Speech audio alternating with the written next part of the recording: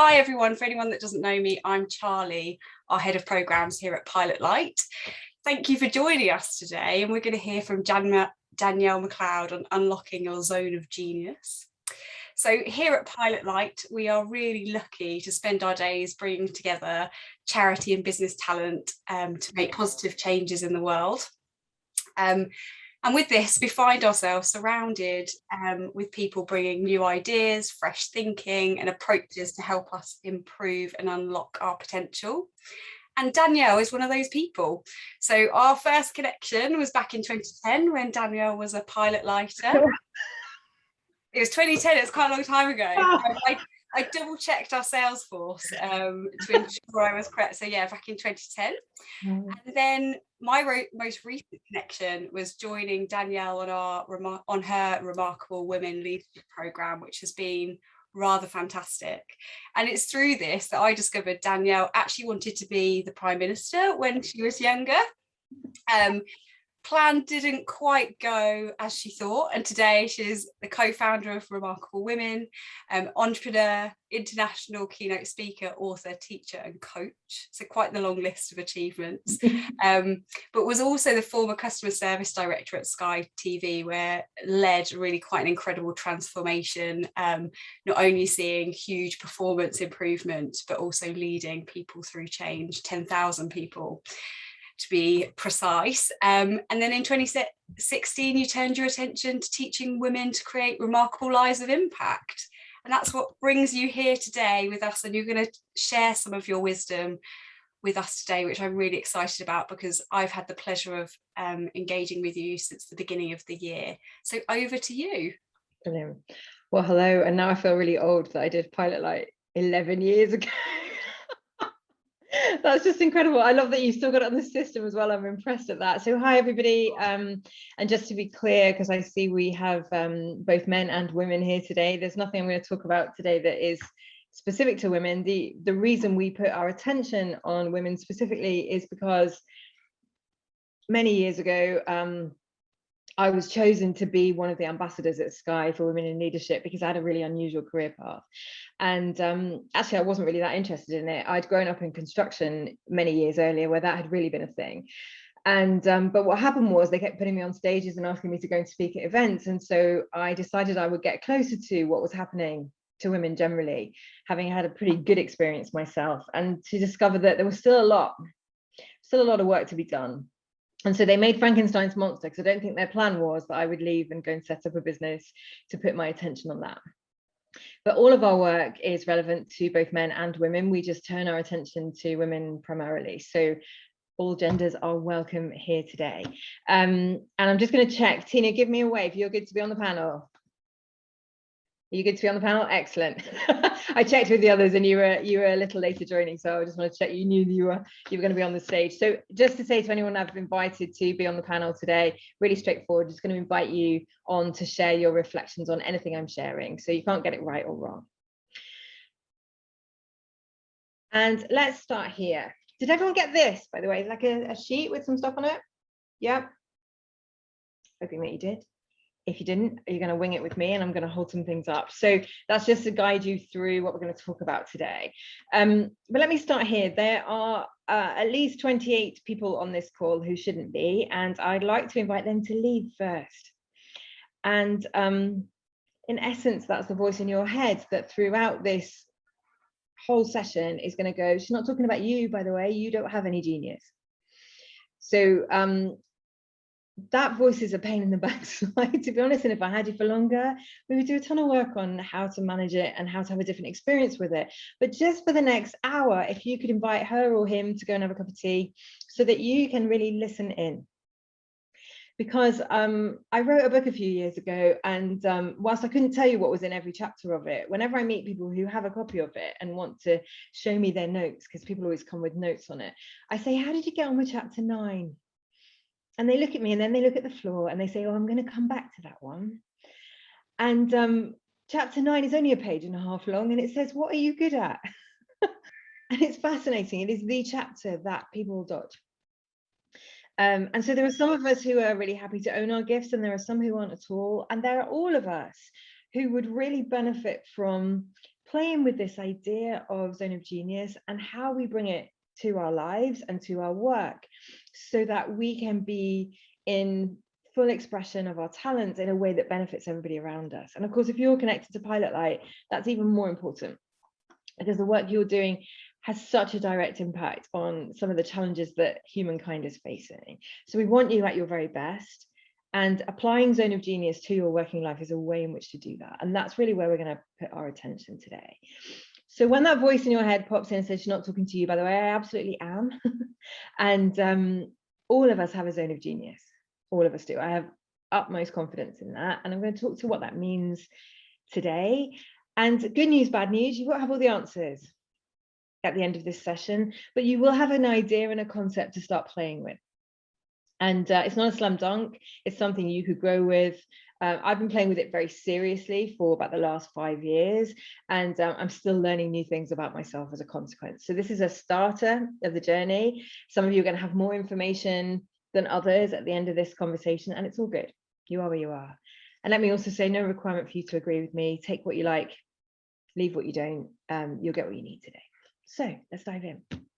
I'm going to start then. If you've got the sheet in front of you, you'll see this, but if you don't, I'm going to hold it up anyway, so it's easy. Here's the model: 3 circles, one inside the other, and we're going to start on the outside and we're going to work our way in.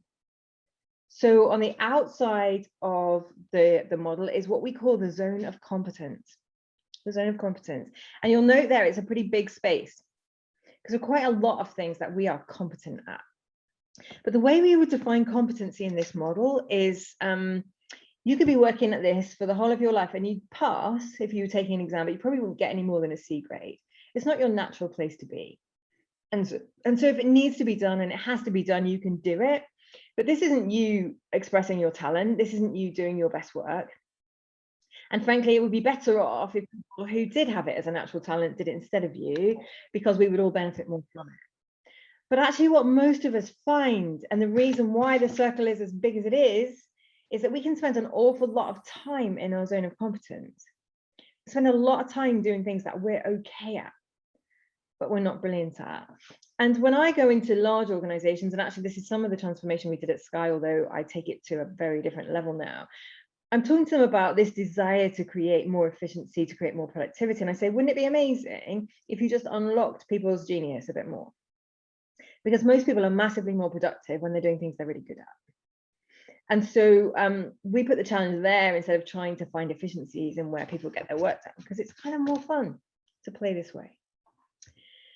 But here's the interesting bit in the middle. And this is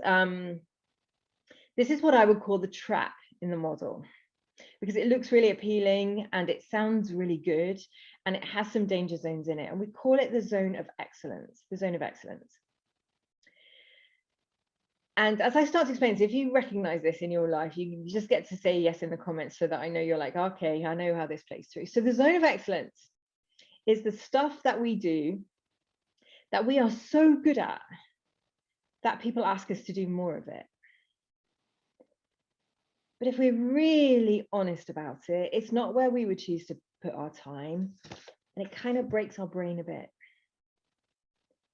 This is not stuff that is fun for us, but we're good at it. And most of us at some point have built our career from what we can do in our zone of excellence. Most of us have gained a reputation for this work that we actually don't like that much. And so for me, that played through really starkly when I was at Sky. I was at Sky for 12 years and I went in as an HR professional. So it's a bit surprising that I ended up, no one was more surprised than me when I became customer service director, but it was a journey to get there. And the job I really wanted was director of change. That was the job I really wanted. It was where they did all the sexy projects. It was where the new kind of products got launched to market. Really cool stuff went on in change. And so one day I went to have a chat to the director of change at the time, and he laughed at me. He basically said, there's no chance, Danielle, that you will ever be director of change. You're in HR, that's a ridiculous move. And you don't have, your degrees aren't from the right university. So it was kind of like, right, but I do want it. I want this job. So I spent a lot of time focusing on getting that role, and I did get it. And I describe it as climbing Mount Everest to discover a very crappy service station at the top where people were drinking really poor coffee. It was the biggest anticlimax of my life because I didn't like it. I didn't like it at all, but I was really good at it. I was really good at it, but I didn't care how a widget fitted into another widget. It wasn't interesting to me. And I would sit in meetings desperately trying to decipher the language people were speaking in and to make sense of what was going on in the room. And it hurt my head. It was a real shock to me because I'd spent such a long time trying to get there to discover that it was not my zone of genius at all. But it was close to it. It was really close to it. And I'll talk about why in a little bit. But I want to bring Tinu on first, because Tinu, you've got a hard stop, so I want to make sure we get you first. As I talk about zone of excellence, do you recognize that in your own life? Yeah, thank you. I wasn't hoping I would be the first to talk. Well, then you can breathe and enjoy the rest and not worry. Right? But I'm not even sure I have so much to share on that. Maybe because I'm still exploring quite a few things. And so yes, I hear you. I've experienced some of that, but yeah, I'm not sure I have so much to share regarding that yet, because there's still so much in terms of you know, my intrinsically trying to grasp how, you know, things are. You know, so you're saying you're really you're still working out where your talents lie, right? Yeah. I see that. Yes, but I hear you, and I do, yes, have some of those experiences, definitely. Yeah, I mean, the things people do call me, you know, for, even, you know, which I'm working on. Yeah, and they probably see me as genius in that, but you're perfectly right. But yeah, I'm very reflective, and I think that's what kind of helps me through any of all those you know, learnings, because I have a defaulted personality. It's just constantly learning. Me too. So with that mindset, I know when this is this, and when to stop, or when to, you know, pivot here, or when to, you know, go here. So that malleability kind of helps. Helps my, you know, flow through. But yes, I hear you. Brilliant. And I'm going to talk to that a little bit more, actually, because I'm also a big learner. So there's an attraction for me about diving into learning, and actually I'm going to talk to that as part of my zone of genius later. And then there's an interesting thing about nuancing. What do I really love to put my attention on versus what can I do? And I'm not enjoying it, but I'm not in love with it, right? And so as you sort of pin your ears back for the rest of this, as an avid learner who can probably, I don't know if you're like me, but I used to read the back of cereal boxes when I was a kid, like read anything, you know. If you're anything like that, then sometimes it can be, we think we're good at loads of things. And my encouragement as we move into Zone of Genius is to really start to think about, how do I hone that down? So actually you're offering something really helpful straight away, because you reminded me to talk about that. So thank you. So let's get to Zone of Genius, because that's where things get really interesting. So Zone of Genius is only 3 to 5 things maybe that have us in our zone, like in flow. Probably that's the famous word that will be used. So this is the work that when we do it, we lose all track of time. At the end of the day, we feel, instead of feeling exhausted, we feel gratifyingly exhausted. Like, man, I'm tired, but I gave my mind a really good workout today. Like, I know I've done stuff that it makes me feel good, right? And for women in particular, the way you can spot your zone of genius is that you typically will describe it as, yeah, but anyone can do that. It's just common sense. Because zone of genius is stuff that comes easily to us. So I want to clarify, it's not necessarily that you are a genius at it. We grow our genius, but it is at its very core, this is easy for me. I can certainly learn more and I can go deeper into it because I'm passionate about it and I'm interested in it, but it's easy. It comes to me easily. It's a natural place for me to be. And the other ways we define it are that if you had all the money in the world, you'd probably still be doing it, right? So for me, teaching is one of my zones of genius. And within that, I would include public speaking. And frankly, if you could just pay to be on stage at the main stage at TED, I would pay. If I had enough money to do it, I would just pay. That would be fun for me. I don't need you to pay me to do it. That would just be a really good day out. Right? And it's that kind of stuff. So I was having a conversation with somebody earlier today, and she said, oh, I'm just not sure if this is my thing. And she was talking about her passion for climate change. And I said to her, because she's really sticky, it's really sticky, the work she's doing at the moment. And it's uncomfortable and it's toxic. And I said to her, let me just test this out. If I had a ticket in my hand right now that got you into a room with the 10 most powerful people, the most powerful thinkers in the world to crack climate change, do you want to be there? And her face lit up. And she was like, I'll bite your hand off. I said, right. So it's not the thing, it's the scenario that you find yourself in right now. So it's defined often by the kinds of conversations we want to be in, that we're gutted in our workplace if someone has a meeting on it and we're not there, not because we're vying for attention or because we want promotion, but because that's our jam. It's where we want to spend our time. It's the stuff that has us shooting up like a rocket. And why do we want more people focused on that stuff? Because then it all gets easier for all of us. Imagine a workplace, and we did pull this off at Sky, by the way, to some extent. We didn't get it wholly right, but we did pull it off. Imagine a workplace where everybody, as much as possible, is tuned into the stuff they love doing, and somebody else is doing the stuff they don't. And here's a really shocking thing in that space, because I remember when I did it with my leadership team, and there was stuff I had to put on the table that were things we needed to do that I was like, no one's going to want these. These are like the worst jobs in the world. Every single job got taken. Every single one. There was no, in fact, people were fighting over some of the ones that I thought were awful. Right? So actually what the beauty of the way the world pans out is most of us enjoy different things. Most of us want to put our attention on different things. And so you can do it at a high level at a task distribution, but it gets really interesting when we start to nuance it more.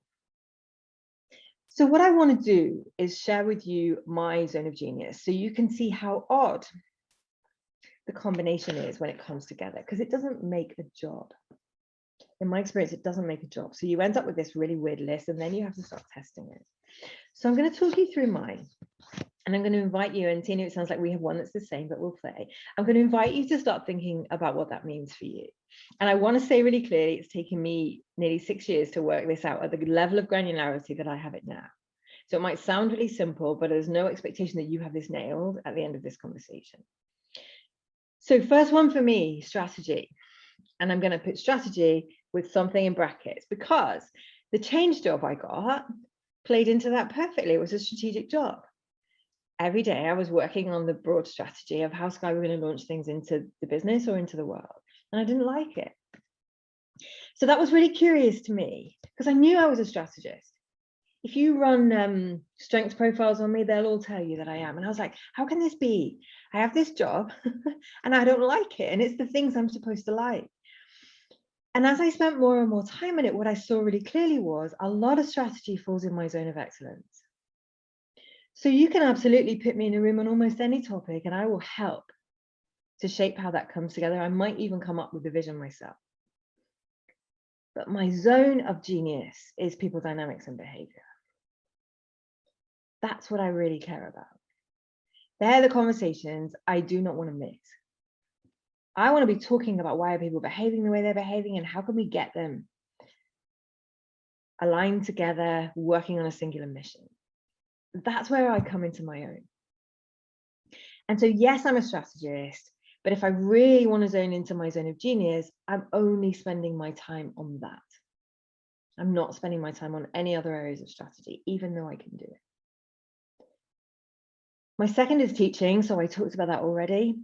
Loads of clues from your childhood, by the way. So teachers had me teaching other kids at school when I was about 6. They would literally sit me next to somebody who was struggling with something and say, Danielle, you explain it to them. And yet, when I was at school, of course, all the psychometrics said I should be a teacher, but I didn't want to be a teacher. I don't like kids. I really don't like kids. And I don't like academic teaching. And I'll say why, because I feel like it constrains you into subject matters. So why I want to teach the things I want to teach. And that has played through for me in public speaking. I like to write to teach, and I like to coach to teach. But the heart of all that is a teacher. And that's how I show up in the world. But I used to have writing as a separate thing. I always used to think that if I could spend all my days writing, I always wanted to write a book when I was a child. That's why I finally got one out a few years ago, and maybe a second one on its way. I always wanted to write a book, and I thought writing was my thing. And what I saw in this business was I took on all the copywriting. I'm a really good copywriter. I'm not good at loads of things, by the way, and we won't get to those today, but you don't want to put me in charge of a finance department, for example. I'm not a good copywriter. Sorry, I am a good copywriter. But the more copywriting landed on my desk, the more resentful I got.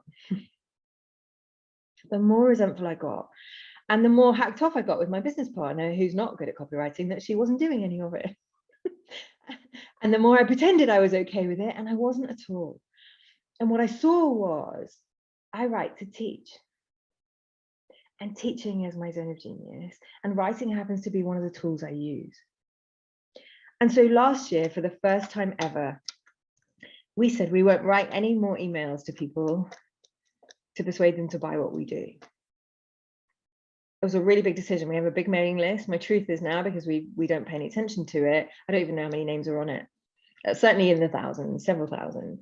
And we said, we're not going to write to them anymore because it's not fun for me. So what the hell do we do instead? I go and teach.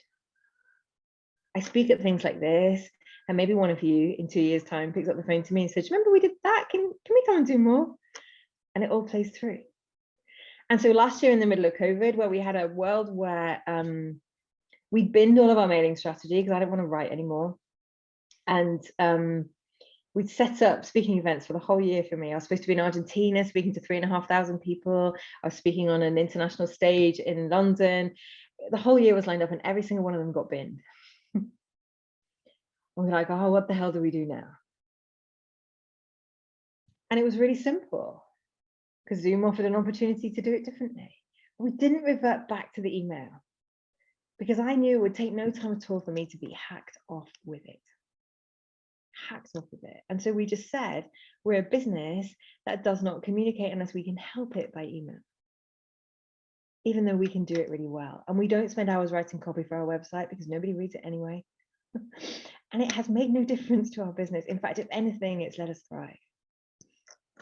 So teaching. Leadership is in my bones. It's never going to come out. It's part of my people dynamics thing. I'm really interested in how do people lead other people successfully. And I blend that in with people dynamics. And then this one, which I think plays into what Tina was saying. Part of my zone of genius, and this was a real surprise to me, is reading. It'll sound really bonkers. And for the whole of my career, I used to try and cram in reading in my spare time because it's not work, is it? Until it dawned on me that almost every idea I had ever brought in my career, I'd found in a book. And that organizations were massively benefiting from what I read. And what I know now, I read about 100 books a year, is that my clients benefit from it because I read the 100 books so I can give you the one that you need.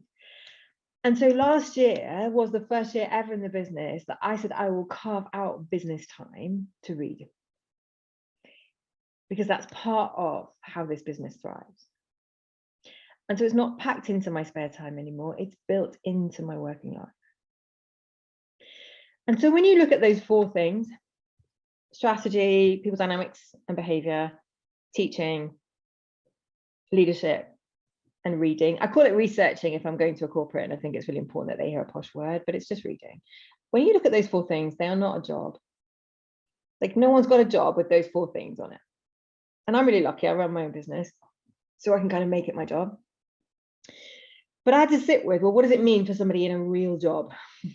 What does it mean for somebody who's being told you have to do all these things and you don't have to do these things? And how do I offer you something really helpful in that space? And I'm going to go there in a second. Before I do, Amy, come on and talk to me. So when I talk through all those things, have you started to even spot one thing? I mean, you've been on our program for a while, so maybe you've done your work on this already. Are you starting to think about what really gives you juice at work? Yeah. I mean, I think I know, which is becoming more apparent. I mean, just so that everybody knows, I've been doing the remarkable leadership program as well. So I think it's maybe month 6. I can't quite remember now, but it's been very helpful. I certainly recognize what we were speaking about previously about being in the zone of excellence. And I certainly, so my background would have been in sort of head fundraising and income generation and then working up to chief exec level. But my background, so I can spot funding opportunities and I can write very good funding applications and generally bring in money. That's great, but I hate it. And so what you're talking about is really, really true, because so I think from what I'm working through here through the zone of genius is I think what I'm good at is listening to what the actual needs are. And I think so my organization works in Malawi, and we work in schools. And so a lot of the work has been around construction. And my challenge is that I don't believe that construction is necessarily, was not the end of the road. You have to put children into the schools. So where I've been pushing for a long time now has been to slow down on construction and to look more at how to put, bodies into the classroom. And so I can listen, but where I keep getting pulled back to is the zone of excellence, going, but you're really good at bringing in income. And I'm like, I actually don't want to bring in income until we get children in these bloody classrooms. So we're like this. Yeah. I'm being quite honest with you. I hope you don't mind. Lovely. No, I'm so delighted as you were sharing it. I was like, I'm so delighted you're sharing this, because that's the challenge with zone of excellence, right? And there also comes an extra challenge with zone of excellence around, I don't want to do it, but if I'm not doing it, who is doing it? Or I know I do it really well. So there's sometimes a bit of obligation there that says, oh, I just suck it up and I'll get on with it. I mean, do you experience that? I do, but what I do now is drill down. So again, in talking about, the areas that you've identified in your zone of genius, what I do and what I love is research and reading as well, really to take the bits. So I like to find out what has worked, what hasn't worked, and then put my own solution together and then put that into a funding or into an application. And that generally, it would put together a really good project, and it would usually get some funds together, but it takes a long time. So then you get pulled to do it to that degree. So then you get pulled into but you're really good at writing funding applications, just bang them out. And then I'm like, oh, yeah. I love that, because actually as you're speaking, and I don't even know if this would apply to you, but one of the things we saw in our business was there's nothing that makes me cry more than putting a PowerPoint deck together. Like literally, it's like, well, there are no PowerPoint decks in our business because they make my heart break. And it was like, well, people expect visuals, and it's useful for people to have visuals. And so for a while, I just started like doing these crappy little cards, right? Well, they're not that crappy because people like them, interestingly enough. And then we started to draw teaching sheets. And one of the things we said about our strategizing was, it's just a hell of a lot more fun for us if we do it on big sketch pads with felt tips. Like, we enjoy ourselves. And so I listen to you and I go, well, here's a woman who can provide a powerful skeleton to a funding application, but she shouldn't be the one typing it into the form.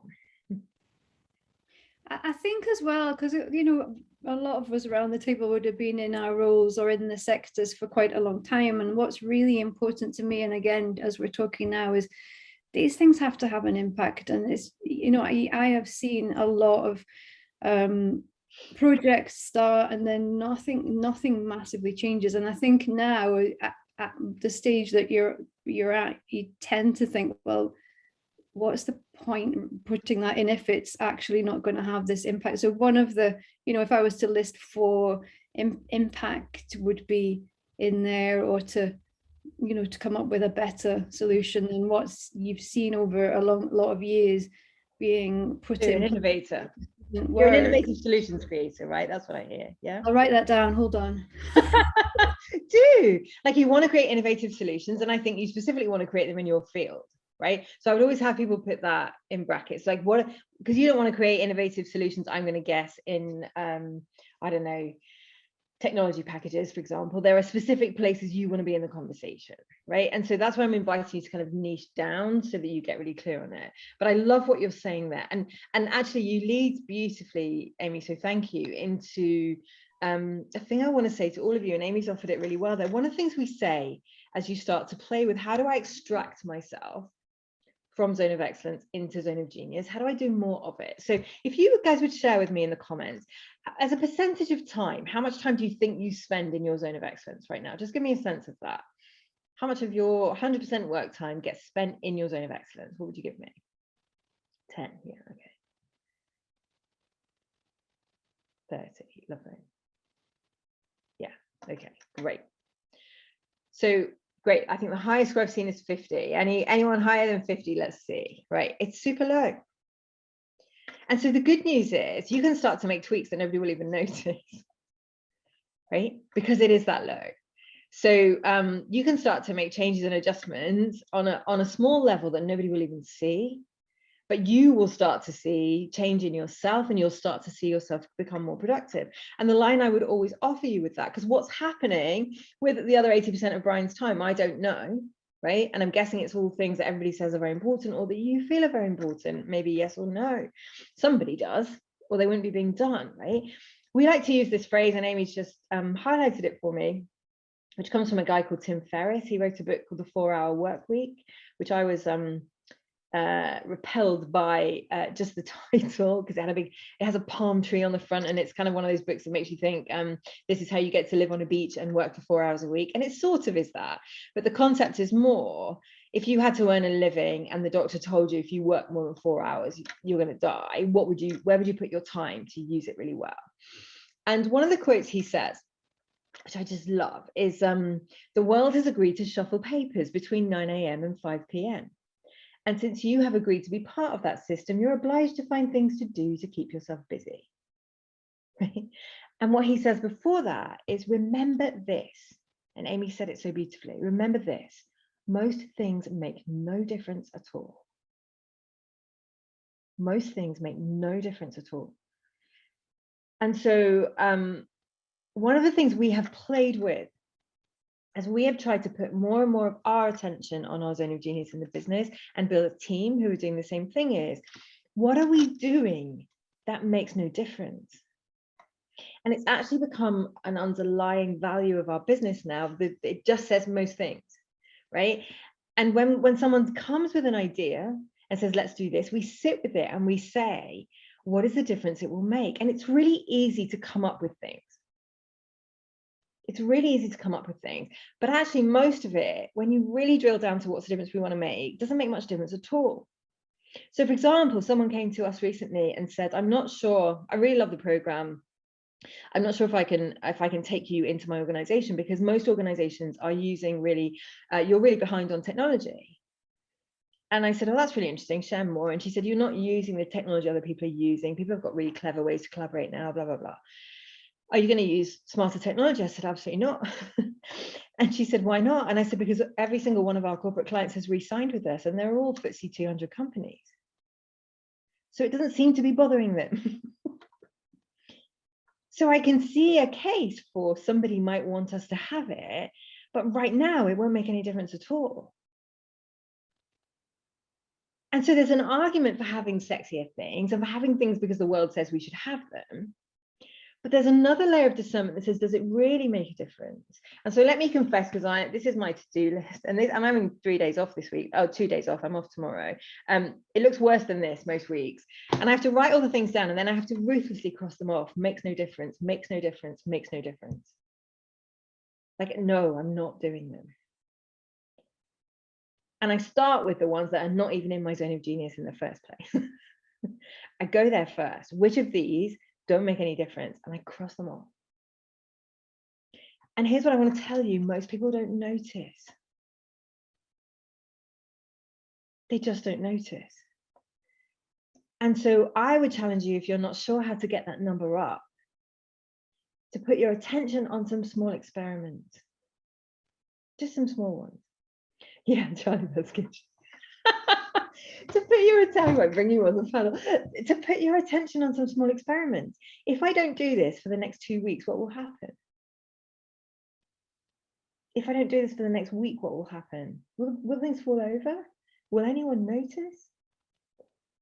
Just to see. Because the good news is you can always pick it up again if you find that people do notice. You maybe be able to pick it up with some amendments to do things differently. Because you guys all work in organizations, I'm guessing, with budgets that really are tight. And yet, you know as well as I do, it's really easy for time just to fritter away on things that make no difference. Or for people to spend a load of time, like we have this thing in our business about surprise and delight. So there are always surprises in our work. And those of you who are on the program will see that. Little things will arrive in the post and there'll be things you won't expect. And what we saw was our office manager loves to find those things. She loves to find them, but she can spend hours on it. And it was like, hang on a minute. We just have to get that to a place where the thing is delightful, but it's not so perfect that we've spent 4 days trying to find it, right? Just to be smarter with it so that we can really have an impact with what we do. So I'm going to put you in the most things make no difference zone as a place to start. But really, it's super simple. My invitation to you is that you conduct a series of experiments. And you conduct them based on 2 things. So the first is, where do I put my time? And what would happen if I just did less of some of these things? And the second is to draw out your list of what you think is your zone of genius and to start testing it to see whether it's true. So for me, that was, for example, the writing experiment, to discover, this is a bit of a shocker. I mean, let me be clear, it wasn't a cognizant experiment.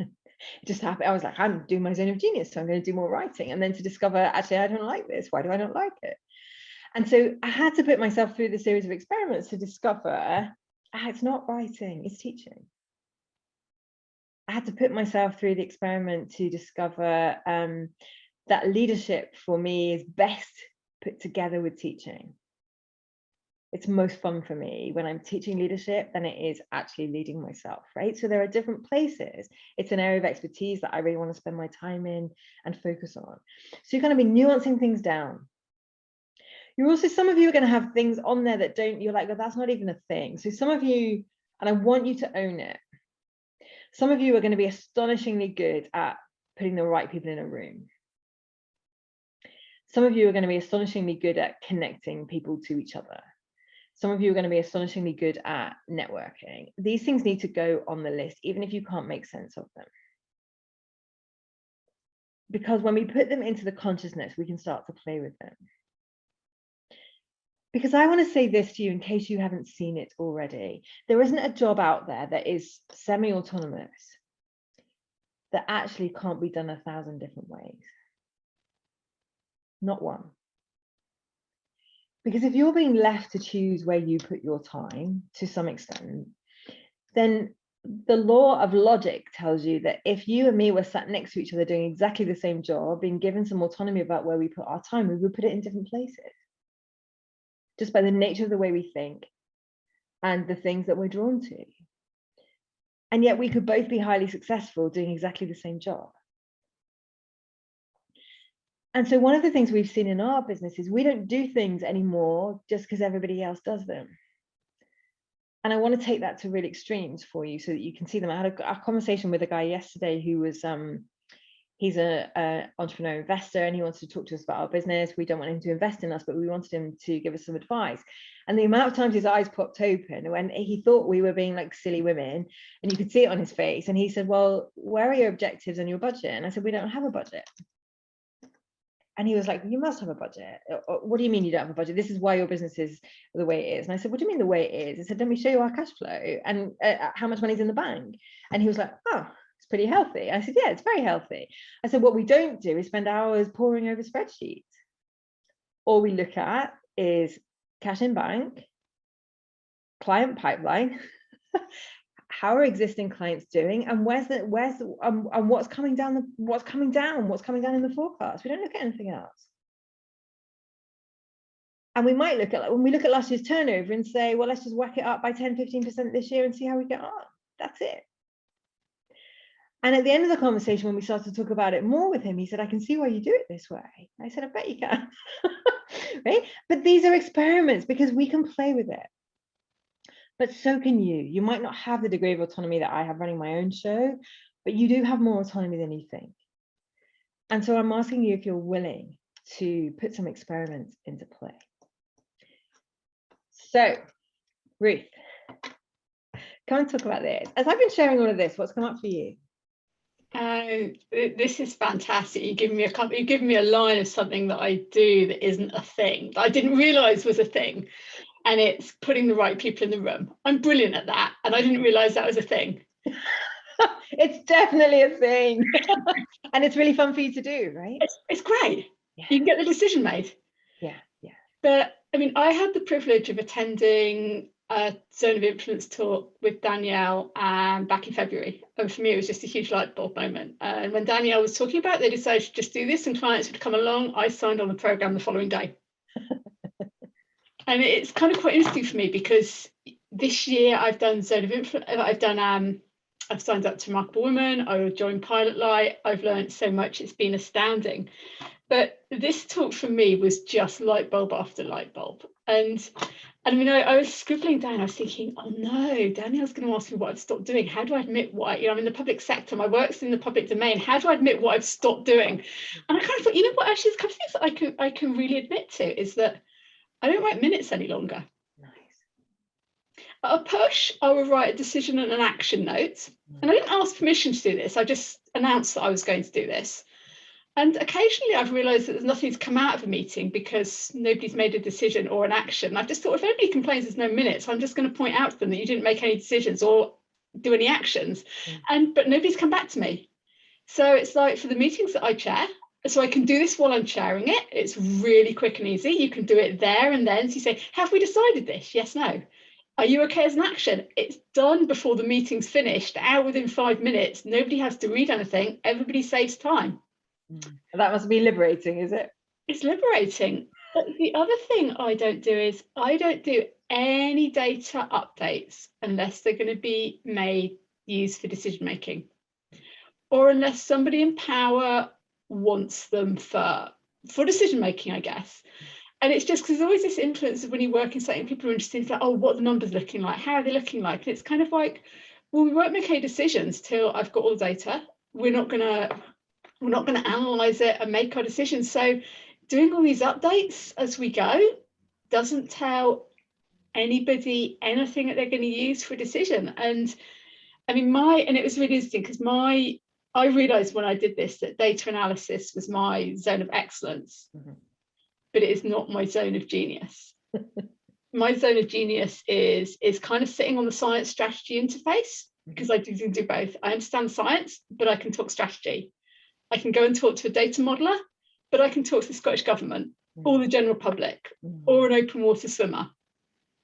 And that's where my zone of genius is. And, I want my career to go much more in that direction. So yeah, I mean, let me just say to everybody else, did you watch Ruth's face when she talked about the things she really loves doing?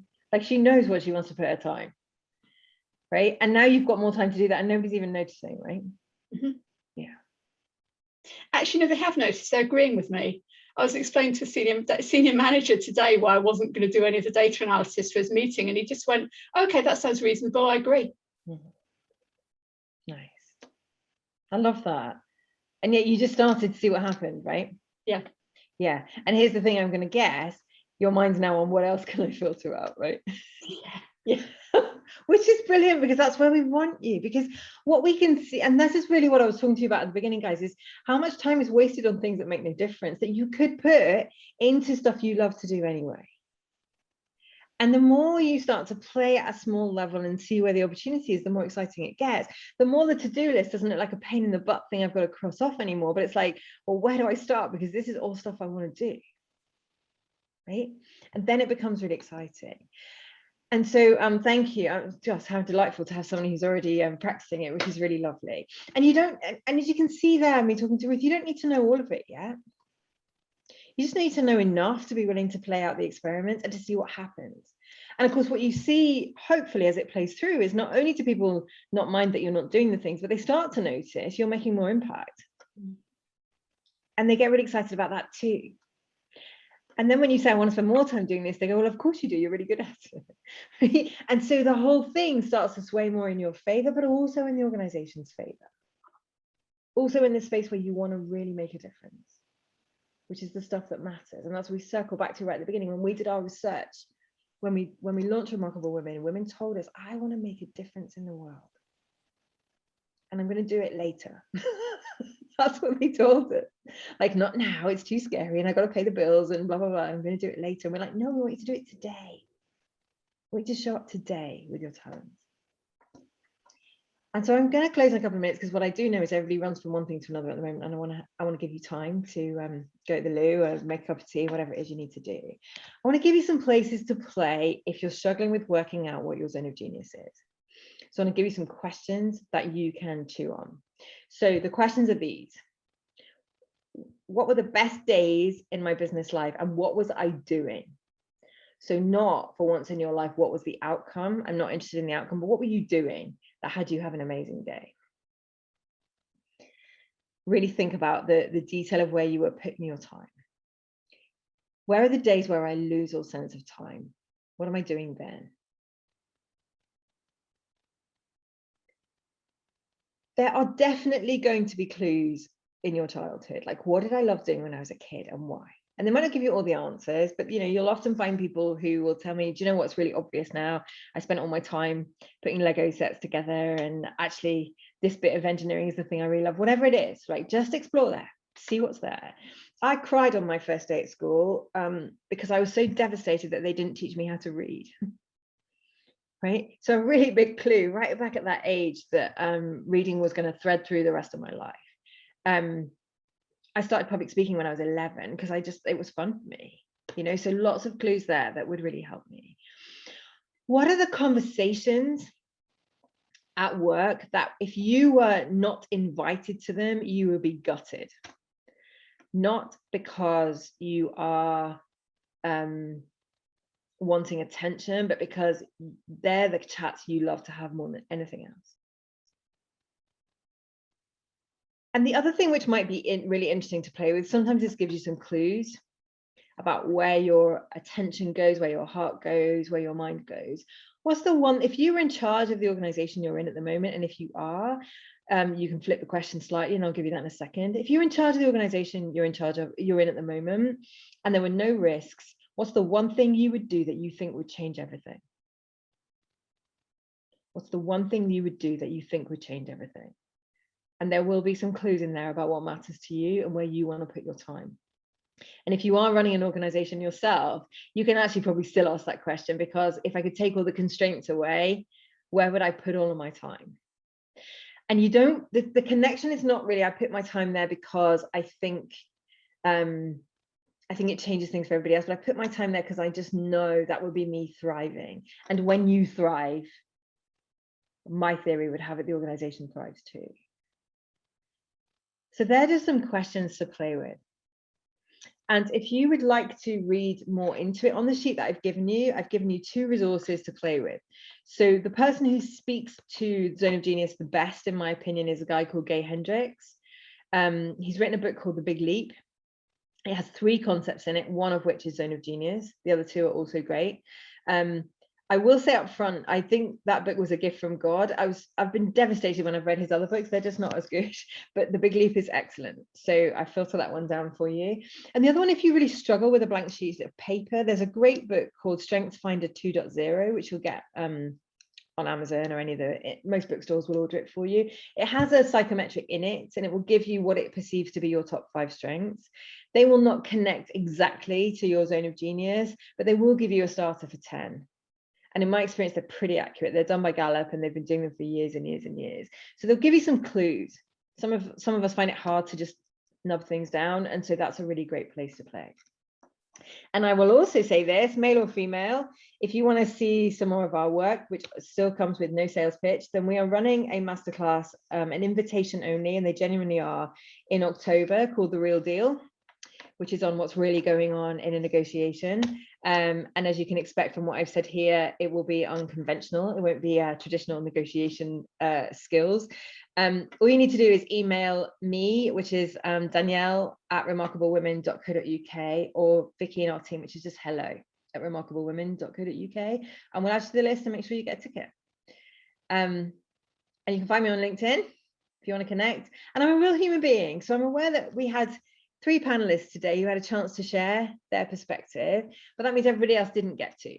So if there are things you want to ask today, or even if you want to say, Danielle, this concept's shit and I can't work out how it helps me in my job because this is my problem, then write to me.